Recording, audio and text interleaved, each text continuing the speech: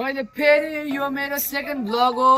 मैले आज चाहिँ यो भ्लगमा चाहिँ मैले यो आँपको बोटमा चढेर आँप टिप्न आँटेको छु। आज हाम्रो दिदीलाई यो खोइ के अचार बनाउने भन्दै हुन्थ्यो र मैले आज आँप टिप्न आँटिरहेको छु। हजुरहरू पनि हेर्दै गर्नु होला, मेरो भ्लगमा जोडिनु होला, सब्सक्राइब गरिदिनु होला, यसै गरी माया गरिदिनु होला भन्दै म रुखमा चढ्दैछु गाइस। हजुरहरू हेर्दै गर्नु होला। ओके गाइस, म आँप टिप्दैछु होइन, अचार बनाउनको लागि होइन रे। हेर्नु आँप त धेरै ठुलो छैन कि, ठिक ठिकै छ र पनि अब धेरै फलेको छैन क्या योपालि। अनि यसो चाहिएको थियो भन्दै हुन्थ्यो अरे दिदीले भन्नुभएको उता सानीमाहरूलाई। अनि मैले टिपिसकेँ, टिपेर उहाँ दिदीलाई झोलामा दिइसकेँ। अहिले अब यो म टिनमा छु क्या, यी घरमाथि टिनमा छु। म यहाँबाट तर ओर्लेपछि अनि दिदीलाई त्यहाँ गएर देखाउन भन्छु, देखाइदिनुहुन्छ। अनि कति टिप्यो भनेर म हजुरलाई हेर्छु है ल। गर्नुपर्छ। हो यस्तो अप्ठ्यारो छ नि यहाँ त, अप्ठ्यारो छ नि यहाँ त,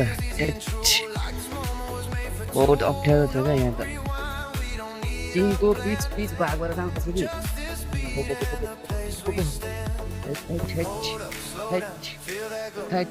झारेको थिएँ, कहाँ गयो? ए यतापट्टि रहेछ।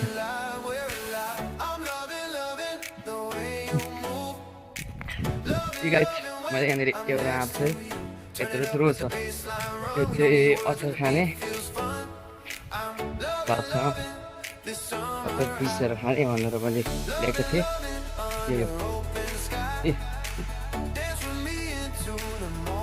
ए गाइस यति भएछ होइन।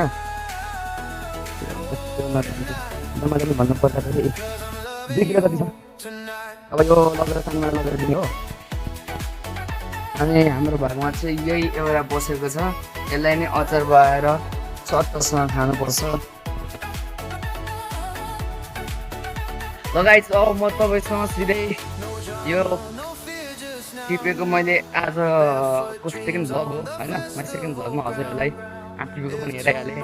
अब यो कहाँ लगेर दिन्छु त्यो पनि अवश्य म हेराउने कोसिस गर्दछु। लगाइछ पार्ट 2 मा आउँछ अर्को भिडियो। हजुरहरूसँग चाहिँ म अब अहिलेको हालचालको लागि चाहिँ भेट्न सक्दिनँ होला, किनभने मेरो चार्ज पनि सकिसकेको छ क्या।